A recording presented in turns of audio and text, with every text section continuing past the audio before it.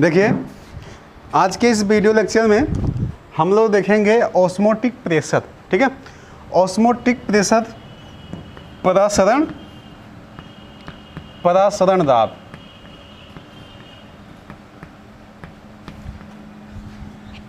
सबसे पहले परासरण दाब को समझने से पहले हमको यह समझना पड़ेगा कि परासरण क्या होता है ना। और जब परासरण को समझ लेंगे तो परासरण दाब भी समझ में आ जाएगा। तो सबसे पहली बात हम लोग समझते हैं ऑस्मोसिस। ऑस्मोसिस, ऑस्मोटिक से पहले ऑस्मोसिस समझते हैं। देखो, यह है एक पात्र है, ये दूसरा पात्र। एक में हमने रखा तनु विलयन, है ना, एक में हमने रखा तनु विलयन और एक में हमने रखा सांद्र विलयन। एक में डाइल्यूट सॉल्यूशन और एक में कंसंट्रेट सॉल्यूशन। इन दोनों सॉल्यूशनों को हमने आपस में जोड़ दिया। देखो, जोड़ दिए, इन दोनों सॉल्यूशनों को आपस में जोड़ दिया और इसमें लगा दी अर्धपारगम्य झिल्ली। अर्धपारगम्य झिल्ली, यह इसे कहते हैं SPM, अर्धपारगम्य झिल्ली, सेमी परमिएबल मेम्ब्रेन। यह होता अर्धपारगम्य झिल्ली, सेमी परमिएबल मेम्ब्रेन। यह होती क्या है? अंडा देखे होंगे, अंडे को कि जब खोल को उजाड़ा जाता है तो अंदर एक पतली सी झिल्ली मिलती है। वही झिल्ली सेमी परमेबल जैसी होती है, मतलब सेमी परमेबल का कार्य करती है। ठीक है, ट्रोब ने सेमी परमेबल झिल्ली बनाई थी। ठीक है, कॉपर फेरोसाइनाइड की, है ना, कॉपर फेरोसाइनाइड की आजकल क्या नाम है, सेमी परमेबल झिल्ली होती है। जो बकरे का आशय होता है, जिसमें बकरे को क्या नाम, बकरे का आशय का मतलब बकरे का जो ब्लैडर होता है, जिसमें उसका पाचन तंत्र होता है, वो जो झिल्ली ऊपर लगी होती है वह भी सेमी परमेबल। कुछ जंतु झिल्लियाँ होती हैं, कुछ कृत्रिम झिल्लियाँ होती हैं। तो कृत्रिम झिल्ली तो सेमी परमेबल मेम्ब्रेन, ये करती क्या है? ये केवल अपने में से विलायक के अणुओं को बाहर जाने देती है। मतलब अपने में से केवल विलायक के अणुओं को यहाँ से इधर जाने देगी। ठीक, विलेय के अणुओं को नहीं, क्योंकि विलायक के अणु आकार में छोटे होते हैं और विलेय के अणु आकार में विलायक के अणु से बड़े होते हैं। तो यहाँ क्या होगा, ऑस्मोसिस किसे कहेंगे? ये देखो, ये हमारा तनु विलयन है, यह डाइल्यूट सॉल्यूशन है, डाइल्यूट सॉल्यूशन। ठीक, और ये क्या है? ये कंसंट्रेट सॉल्यूशन है, कंसंट्रेट सॉल्यूशन। ठीक, तो एक डाइल्यूट सॉल्यूशन है और एक कंसंट्रेट सॉल्यूशन है। होगा क्या, जब इनको आपस में सेमी परमेबल मेम्ब्रेन से हम इसको जोड़ देंगे तो विलायक के अणु छोटे हैं, तो विलायक के अणु उधर जाएंगे जिधर विलायक के अणुओं की सांद्रता क्या नाम है, विलायक के अणुओं की जो ये कंसंट्रेट सॉल्यूशन नहीं, ये कंसंट्रेट सॉल्यूशन नहीं है, ये डाइल्यूट सॉल्यूशन है, ये डाइल्यूट सॉल्यूशन है और ये कंसंट्रेट सॉल्यूशन। इसको ज़रा देख लीजिएगा, कंसंट्रेट सॉल्यूशन। ये सांद्र विलयन है, सांद्र विलयन मतलब गाढ़ा विलयन, जिसमें विलेय की मात्रा ज़्यादा है और इसमें विलेय की मात्रा बहुत कम है ना, सॉल्यूशन। होगा क्या, जिसमें विलायक के अणु कम हैं उधर विलायक के अणु जाएंगे। ठीक है, तो यहाँ SPM द्वारा ये विलायक के अणु इस जो बहुत छोटे छोटे छिद्र हैं SPM में, वहाँ से निकलेंगे बाहर। ठीक है, स्वतः निकलेंगे, प्रेशर वैसा नहीं देना पड़ेगा, स्वतः निकलेंगे। और जब स्वतः निकलेंगे, ये जो स्वतः प्रवाह है ना, स्पॉन्टेनियस फ्लो है, यही कहलाएगा ओस्मोसिस। ठीक है, तो सीधा परिभाषा क्या होगी ओस्मोसिस की? परासरण। परासरण की परिभाषा क्या होगी? आप लोग लिख सकते हैं परासरण की परिभाषा। क्या लिख सकते हैं? अर्धपारगम झिल्ली द्वारा, अर्धपारगम झिल्ली द्वारा विलायक के अणुओं का तन विलयन से सांद्र विलयन की ओर स्वतः प्रवाह। ध्यान सुनिए, अर्धपारगम झिल्ली द्वारा SPM द्वारा विलायक के अणुओं का, ठीक है, तन विलयन से सांद्र विलयन की ओर स्वतः प्रवाह परासरण और ओस्मोसिस कहलाता है। इतनी बात समझ में आ गई। अब जरा ध्यान से सोचिए, अगर इस परासरण को हमें रोकना है, स्वतः प्रवाह को रोकना है, तो इस पे दाब लगाएंगे तो और ज़्यादा परासरण होने लगेगा। इसको रोकना है और रोकने के लिए हम लोग इस पे लगाएंगे प्रेशर, एक्सटर्नल प्रेशर। और जब ये प्रेशर लगाएंगे, यहाँ मान लीजिए प्रेशर लगाए और इसमें एक दाब गेज लगा दिए, ये हमें बताएगा कितना दाब चल रहा है ना। तो जब ये विलायक के अणु यहाँ से इस विलयन में स्वतः प्रवाह ना कर पाएँ, इतना प्रेशर लगाए कि ये विलायक के अणु तन विलयन से सांद्र विलयन की ओर स्वतः प्रवाह ना कर पाएँ, तो उस स्थिति में यह जो विलयन है, यह जो विलयन है, इस विलयन का जो दाब होगा वही परासरण दाब होगा। ठीक है, उसी को हम लोग बोलेंगे ओस्मोसिस प्रेशर। ठीक है, और इसे हम इंडिकेट करेंगे पाई से। कहीं कहीं पाई से किसी बुक में दिया जाता है, किसी बुक में ऐसे पी से दिया जाता है, पी, है ना। पी आर पाई दोनों एक ही हैं। तो ये बात तो समझ में आई होगी परासरण दाब क्या है ना। एक चीज़ और यहीं और समझ लेते हैं, रिवर्स ऑस्मोसिस, उसको भी समझ लेते हैं फिर आगे बढ़ेंगे ना। तो semi permeable membrane copper ferrocyanide की आजकल बनाई जाती है और ट्रोब ने इसको बनाया था।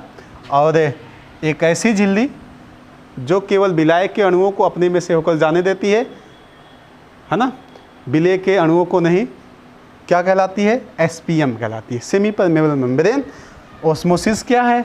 विलायक के अणुओं का तन विलयन से सांद्र विलयन की ओर अर्धपारगम झिल्ली द्वारा स्वतः प्रवाह क्या कहलाता है? परासरण कहलाता है। परासरण दाब क्या है? ओस्मोसिस ऑस्मोटिक प्रेशर क्या है? परासरण की प्रक्रिया को रोकने के लिए, परासरण की प्रक्रिया को रोकने के लिए विलयन पर लगाया गया आवश्यक अतिरिक्त दाब ही परासरण दाब कहलाता है। या कई भाषाओं में इसको बोल सकते हैं, ऐसे बोल सकते हैं, विलायक के अणु अर्धपारगम झिल्ली द्वारा विलायक के अणुओं का पुनः प्रवेश इस विलयन में रोकने के लिए जो विलयन पर आवश्यक अतिरिक्त दाब लगाया था उसे परासरण दाब कहते हैं। ऐसे भी बोल सकते हैं, जो दो तन विलयनों के बीच, दो विलयनों के बीच, है ना, दो विलयनों के बीच अधिक सांद्रता वाले विलयन में कम सांद्रता वाले विलयन से विलायक के अणुओं के स्वतः प्रवाह को रोकने के लिए अधिक सांद्रता वाले विलयन पर लगाया गया दाब ही परासरण दाब कहलाता है। ठीक है, तो परासरण दाब की ये सारी परिभाषा हुई। हाँ, इसके बारे में अध्ययन किया एक वैज्ञानिक जिनका नाम है वांट हॉफ। जिनका नाम क्या है? Want half. वांट हॉफ ने इन विलयनों के बारे में अध्ययन किया, परासरण दाब के बारे में एक महत्वपूर्ण नियम दिया, और जो बायल एवं चार्ल्स गैसी नियम, बायल एवं चार्ल्स के नियम पर मिलते हैं। इसलिए ये जो समीकरण हम लोग प्राप्त करेंगे आगे, उसे कहेंगे बायल वांट हॉफ नियम, है ना, चार्ल्स वांट हॉफ नियम। तो उन्होंने कहा क्या? उन्होंने कहा जो परासरण दाब होता है ना, परासरण दाब P या रो बोल सकते हैं, प्रोपोर्शनल किसके होता है? प्रोपोर्शनल C के, है ना, प्रोपोर्शनल C के होता है। परासरण दाब प्रोपोर्शनल C को होता है। और दूसरा उन्होंने क्या कहा? ये तो स्थिरता पर है और स्थिर सांद्रता पर, सांद्रता स्थिरक है। जो परासरण दाब होता है वह T के समानुपाती होता है। ये दो नियम हैं, इन्हीं को मिला दीजिए। P प्रोपोर्शनल CT है ना, और जब P प्रोपोर्शनल CT तो P इक्वल क्या बनेगा, P इक्वल बनेगा C के, जानते प्रोपोर्शनल चिन्ह हटाते हैं तो इक्वल लाते हैं, तो कोई स्थिरांक लाते हैं, तो यहाँ लगेंगे RCT। क्या लाएंगे, RCT। R क्या है यहाँ पर, सॉल्यूशन कांस्टेंट है, मतलब विलयन स्थिरांक है, और इसका मान हम लोग रखेंगे 0.0821 है ना, litre ATM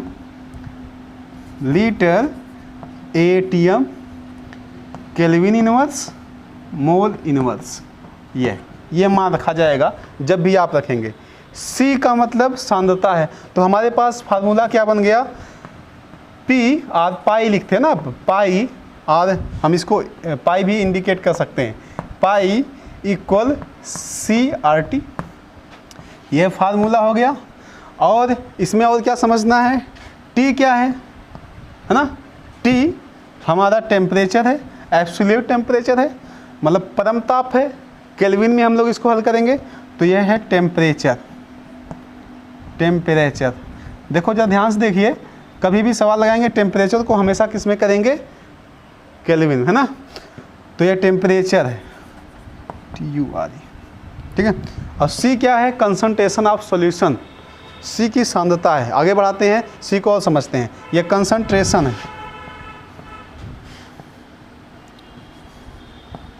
concentration of solution. और P क्या है जानते हैं, है ना, तो यहाँ देखिए पाई और P दोनों एक ही है। पाई इक्वल सांद्रता बराबर क्या होता है, सांद्रता बराबर मोलों की संख्या बटे आयतन लीटर में, तो हम लोग इसके C के स्थान पर लिख सकते हैं N/V, C 1/V RT। तो फार्मूला क्या बनेगा, पाई V इक्वल nRT। अब जरा ध्यान से देखिए, इस समीकरण को मिलाइए और PV इक्वल nRT, गैस समीकरण दोनों को मिलाइए, अंतर क्या है, कुछ नहीं, ये गैस के लिए है, ये आइडियल गैस के लिए, और ये आइडियल सॉल्यूशन के लिए, ये आदर्श विलयन के लिए है, ये आदर्श गैस के लिए। यहाँ P गैस का आंशिक दाब है, V उसका वॉल्यूम है, यहाँ पाई, इसलिए हम थोड़ा इसको अलग कर दिए ना, पाई ऑस्मोटिक प्रेशर है, V वॉल्यूम है, N यहाँ N गैस के मोलों की संख्या है, यहाँ N विलेय के मोलों की संख्या है, R का मान वही, T का मान वही, ठीक है, ये हो गया। अब जरा ध्यान से देखो, N इक्वल क्या होता है, ये फार्मूला हमारे पास हो गया। दूसरा क्या करेंगे इसमें, तथा पाई V इक्वल N बराबर क्या होगा, विलेय का भार बटे अडभार W/m/RT, ये भी हो गया। तो हमारे पास कुल 3 फार्मूले प्राप्त हो गए, है ना, pi equal CRT, pi equal nRT, पाई V इक्वल nRT, और पाई V इक्वल W/m/RT, है ना। अब हम लोग प्रसारण दाब को समझने से पहले एक और चीज समझ लेते हैं, प्रतिलोम परासरण। क्या है, प्रतिलोम परासरण, यह क्या है भाई, जिसे बोलते हैं रिवर्स ऑस्मोसिस। क्या बोलेंगे, रिवर्स ऑस्मोसिस, और इसे हम लोग बड़े प्यार से बोलते हैं RO, कहते हैं RO वाटर है। तो RO वाटर क्या है, इसका मतलब क्या है, देखो हमने क्या किया, एक ऐसे पात्र लिया, ठीक है, एक ऐसे पात्र लिया, इस पात्र में हमने 2 खाने बना दिए, मतलब इसमें हमने रख दिया सेमी परमेबल मेम्ब्रेन लगा दिया, ठीक है, हमने इसमें सेमी परमेबल मेम्ब्रेन लगा दिया, और जैसे सेमी परमेबल मेम्ब्रेन SPM लगा दिया, SPM, और इधर से हम मान लीजिए हमने एक यंत्र बनाया इस तरह का, और हमने इसमें एक ऐसा पानी रखा जिसमें बहुत सारे विलेय आपस में मिले हैं, ये पानी पीने योग्य नहीं है। मान लीजिए समुद्र का पानी है जो पीने योग्य नहीं है, हमने इसे इस टैंकर में डाल दिया, ठीक है, ये पानी पीने योग्य नहीं है, यहाँ हमने एक नली लगा दी, यहाँ हमने एक नली से मान लीजिए हमारा एक पात्र, ठीक है। तो आरओ में होता क्या है, ये मान लीजिए ये कठोर वाटर है, मतलब कठोर जल है और ये पीने योग्य नहीं है। तो ऐसे करके हम इसके ऊपर क्या लगाए, प्रेशर, और जैसे ही प्रेशर लगाएंगे तो विलायक के अणु यहाँ से निकलेंगे बाहर, केवल विलायक के अणु निकलेंगे ना, तो विलायक के अणु, बाकी सभी विलेय की अशुद्धियाँ यहीं रह जाएंगी। तो विलायक के अणु यहाँ निकलेंगे तो ये पानी पूरा भर जाएगा। वो भी कैसा होगा पानी, पानी कैसा होगा, पानी होगा एकदम प्योर, प्योर वाटर। तो आजकल आरओ बहुत से, जैसे कैंट के आरओ आते हैं ना, कैंट कंपनी का आरओ आता है, या आप देखते हैं आरओ वाली मशीन लगा करके बाज़ारों में डिब्बा डिब्बा दिया जाता है ना, लिखा जाता है फला सप्लायर, वाटर सप्लायर। तो उसमें वह क्या करते हैं, यहीं का पानी निकाल कर, जो पानी पीने योग्य है उसको भी निकाल करके, या कोई पानी निकाल करके नीचे समरसेबल लगाए हैं, उसको निकाल करके मशीन में, ऐसी मशीनें हैं जैसा हम दिखाएं ऐसे उसके अंदर वर्क होगा, और बाकी बहुत सब बड़े बड़े लंबे लंबे पंप होंगे, ठीक है, वहाँ प्रेशर लगाया जाएगा। तो वहाँ से पानी को अलग करके वह पानी डब्बों में भर करके आपके बाज़ार में सप्लाई किया जाता है, ठीक है, और वह पानी पीने योग्य हो जाता है। तो आरओ है ना, आजकल आरओ का प्रयोग क्यों ऐसा किया जा रहा है, क्योंकि प्रदूषण बहुत ज़्यादा है, और इस प्रदूषण की वजह से हमें आरओ वाला पानी पीना बहुत ज़रूरी है ना। और मान लीजिए ऐसे देश जहाँ पर केवल और केवल खारा पानी है, तो भी ये आरओ का प्रयोग करके आसानी से वह पीने योग्य पानी निकाल करके अपना जीवन यापन कर रहे हैं, ठीक है। तो ये प्रतिलोम प्रसारण है, इसके बारे में थोड़ा आप लोग समझ लीजिए, है ना। आजकल जितने साल्टी वाटर होते हैं, है ना, उनको आरओ के द्वारा विलवणीकरण किया जाता है ना, मतलब उसमें से साल्ट निकाल दिया जाता है। साल्ट क्या, उसमें विलेय है, विलायक के अणु SPM द्वारा बाहर निकल जाएंगे और ये पीने योग्य बन जाएगा। अब हम लोग लगाते हैं इस पे सवाल, है ना, दो एक सवाल लगाते हैं, है ना, फिर उसके बाद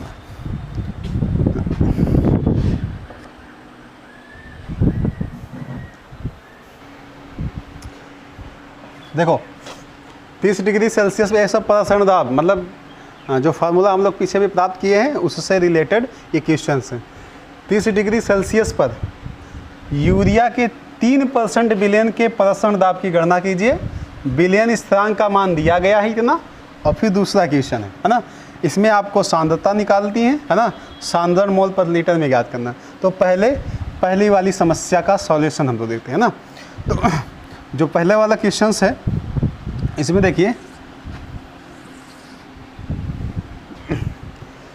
हमें दिया गया है 30 डिग्री सेल्सियस, क्या फार्मूले में टी है ना, तो टी है, तो गिवन लिख देते हैं, गिवन टी इक्वल कितना 30 डिग्री सेल्सियस है। तो डिग्री सेल्सियस को हमें डिग्री सेल्सियस में लिखना नहीं है, इसे केल्विन में बदलना पड़ेगा। तो लिखना है 30 + 273, तो 30 और 273 जोड़ दो, है ना, तो हो जाएगा 303 केल्विन, ठीक, इतना हो गया। और क्या दिया गया हमें, ये गिवन है कामा 3% बिलियन, 3% बिलियन, ध्यान सोचो, बिलियन, जब बिलियन होगा वह हमेशा WM में यहाँ होगा, WV में होगा। तो WY 3% बिलियन का अर्थ है, 3% बिलियन का अर्थ है, बताओ, यहाँ बिलियन बना है वो भी दो में, तो दो में 3% बिलियन का अर्थ क्या है, का अर्थ है यह है कि यूरिया का भार, यूरिया है ना, यूरिया का भार, यूरिया क्या है, विलेय है, इसका भार 3 ग्राम है 100 में, ठीक। और विलायक का भार हमें उससे मतलब है ही नहीं, परसेंट है, तो परसेंट थोड़ा समझ लेते हैं। यूरिया का भार दिया गया तथा आयतन, आयतन का मतलब V हमें दिया गया 100 ml, परसेंट का मतलब यहाँ 100 ml, और 100 ml का मतलब 0.1 लीटर, यही बनेगा ना, 0.1 लीटर। आर का मान खुद दिया जाए, क्योंकि देखो लीटर पर एटीएम पर केल्विन है, तो इसे आर का मान इसीलिए हम इस लीटर में चेंज किए। यहाँ देखो आर का मान 0.0821 कितना दे दिया गया। अब हम सीधा लगाएंगे फार्मूला, है ना, और फार्मूला करके हम लोग सीधा निकालेंगे प्रसरण दाब। तो लिखेंगे फार्मूला, तो फार्मूला क्या है, पाई इक्वल डब्लू बाई, देखो हम लिखते हैं pi V equal W by M R T. हमें पाई निकालना है, तो पाई इक्वल क्या हो जाएगा, डब्लू आर टी बटे यम वी, यही तो होगा। अब सीधा हम लोग रखेंगे इसमें मान, तो मान रखते हैं पाई इक्वल डब्लू का मान 3 ग्राम है ना, गुणे आर का मान 0.0821 है, इंटू टी का मान 303 है, बट्टे यम, जरा ध्यान से देखिए यम कहाँ है, यहाँ कहीं तो है ही नहीं, पर है यूरिया। यूरिया पहचानते सभी लोग, और यूरिया के बिना काम भी नहीं होने वाला आजकल, क्योंकि खेतों की उपज बढ़ाने के लिए इसकी बहुत ज़रूरी होता है। तो इतना तो जानकारी होनी ही चाहिए कि यूरिया सूत्र सबको पता होगा, NH2CO NH2, ठीक। अणुभार यही चाहिए 14 2 16, है ना, 14 2 16, 16 और 12 28, 28 और 16 कितना हो जाएगा, 28 और 16 44, और 44 और 16 60, कितना होगा 60। तो ये हो गया 60 गुणे V का मान 0.1 लीटर। अब आगे अगर कैलकुलेशन आपको आता है, इतना तो सबको आता है, एक काम करते हैं आप लोग इसको स्वयं हल करिए ना, हल करके और चेक कीजिएगा कि अगर हमारा 12.43 एटीएम आया, ठीक, तो इस वीडियो देखने का कोई मतलब निकलेगा नहीं, तो बेकार है ना। कैलकुलेशन करिएगा, लेकिन मोबाइल से नहीं, दिमाग से निकालिएगा इसे, ठीक है। भाग दीजिएगा, हल करिएगा, अगर इतना आया तो आप समझ लीजिए आप पढ़ाई के सही दिशा में चल रहे हैं। 12.43, अब इतना कैलकुलेशन नहीं आएगा तो किसी दिन हम आपसे मिलेंगे तब बताएंगे, ठीक है, कैसे आता है। आगे देखिए, इसको नोट कर लीजिए, इसको हल कर लीजिएगा, ठीक है। दूसरा क्वेश्चन देखते हैं, इसको मिटा दें हैं आप लोग, वीडियो रोक करके इसको नोट कर लीजिए।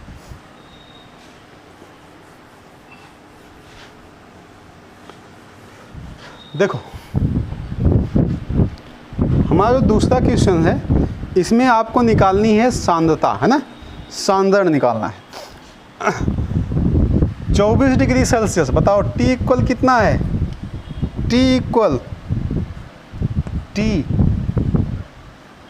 24 प्लस 273, और 273 में 24 जोड़ोगे 97 आएगा, 297 केल्विन। अरे 4 3 7, 7 2 9 और 2 का 2 ये 2, ठीक है, तो 297 केल्विन आ गया। और क्या दिया गया है, गन्ने की शक्कर है, शक्कर और किसी को होती है क्या, हाँ होती है, चुकंदर की शक्कर बनती है ना। और जितने शुगर्स हैं, डेंडेलाइन की कुछ जड़ें होती हैं, उससे भी शक्कर बनाई जाती है। तो यहाँ सीधा लिखा गन्ने की शक्कर, और गन्ने की शक्कर को हम शुरू से पढ़ते आ रहे हैं, C12H22 नहीं, C12H22O11, है ना। तो गन्ने की शक्कर, हमें इसका मतलब क्या, बिले मतलब गन्ने की शक्कर है, तो लिख सकते हैं गन्ने की शक्कर का अणुभार, यही हमें यहाँ से मतलब है, यम बराबर, आवश्यकता पड़ेगी तो लगाएंगे, नहीं तो रख लेते हैं 342 होगा, कितना 342। वैसे इसकी आवश्यकता पड़ने वाली नहीं है। ठीक है, आगे देखिए और क्या है, दाब है। पाई इक्वल दिया गया हमें स्वयं, पाई इक्वल 2.5 ATM। ठीक, सांद्रण ज्ञात करना है। सांद्रण का मतलब N/V आपको निकालना है और इसको बोल सकते हैं C आपको निकालना है। ठीक है, N/V का मतलब C। तो फार्मूला यूज़ करते हैं सीधा, पाई है ना, पाई इक्वल CRT। तो लगाते हैं फार्मूला। तो C इक्वल क्या होगा, हम लोग लिखेंगे C इक्वल RT/पाई, RT/पाई। R का मान यहाँ देखो 0.0821 इंटू T का मान खोजो 297 बटे पाई का मान 2.5 ATM। अब इसको आप लोग तो हल कर ही सकते हैं, है ना। गुणा भाग जोड़ घटाना ज़िंदगी भर से सीखते चले आ रहे हैं। हल कर लेंगे, आएगा कितना 0.1025 मोल पर लीटर। ठीक है, इतना आंसर आएगा।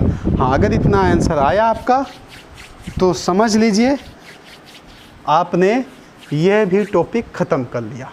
ठीक है, तो हमने आपको कोलिगेटिव प्रॉपर्टीज़ के बारे में सारी बातें बता दी। ठीक है, सारी बातों के बारे में हमने सभी चीज़ों के बारे में हमने अध्ययन कर लिया। ठीक है, इतना अध्ययन करने के बाद देखो हमें निकालना C। फार्मूला यही होता है, पाई इक्वल CRT, है ना। हमें सांद्रता निकालनी है और सांद्रता N/V मोल पर लीटर। तो मोल है ऊपर, मोल पर लीटर होता ही है। तो C इक्वल क्या बनेगा, ओहो गड़बड़ हो गया, यहाँ पे गड़बड़ हो गया, उल्टा हो गया। C इक्वल पाई/, ये होगा, क्या बताएं कहाँ से गलती हो जाती है।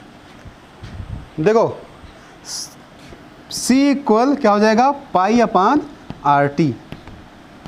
ठीक, तो अब पाई का मान, ठीक है, अभी ज़्यादा देर हुई नहीं है। ठीक है, इसलिए हम लोग गलती बड़े आसानी सुधार सकते हैं। तो देखो पाई इक्वल 2.5 बटे R का मान 0.0821 इंटू T का मान 297। अब आप लोग हल करिए, अब इतना मिलेगा। ठीक है, थोड़ी सी कन्फ्यूजन यहाँ हो गई थी। तो C इक्वल पाई/RT होगा, क्योंकि ये गुणा है ना, तो ये हो जाएगा। तो हमने कोलिगेटिव प्रॉपर्टीज़ को किया ख़त्म। 4 कोलिगेटिव प्रॉपर्टीज़, एक RLVP, दूसरा एलिवेशन ऑफ बॉइलिंग पॉइंट, तीसरा क्या पढ़े हम लोग, तीसरा पढ़े क्या नाम है, हिमांक में अवनमन, डिप्रेशन ऑफ फ्रीजिंग पॉइंट, और चौथा पढ़े ऑस्मोटिक प्रेशर। बहुत महत्वपूर्ण टॉपिक्स को हमने 3 पार्टों में ख़त्म किया, है ना। ये 4 पार्ट हैं, 4 पार्ट को हमने 3 पार्ट में आसानी से हल किया। और इस सवाल भी हम लोगों लगाए। कुछ जो बचे कुछ चीज़ें हैं, वैसे वांट ऑफ फैक्टर क्या है, उसका समावेश कैसे करेंगे, वो सब सिर्फ एक वीडियो में हम लोग उसको कवर कर लेंगे। आपका दूसरा अध्याय भी पूरी तरह से समाप्त हो जाएगा। ठीक है, लाइक करिए वीडियो को और शेयर भी करिए, आपका यह धर्म है। हमारे साथ अगर वीडियो देखते हैं तो आप सिर्फ इतना करिए कि वीडियो को ज़्यादा से ज़्यादा शेयर करिए, अधिक सब्सक्राइबर बढ़ाइए, और हम सभी लोग एक अच्छी केमिस्ट्री, एक स्वस्थ केमिस्ट्री पढ़ें। ठीक है, तब तक के लिए नमस्ते।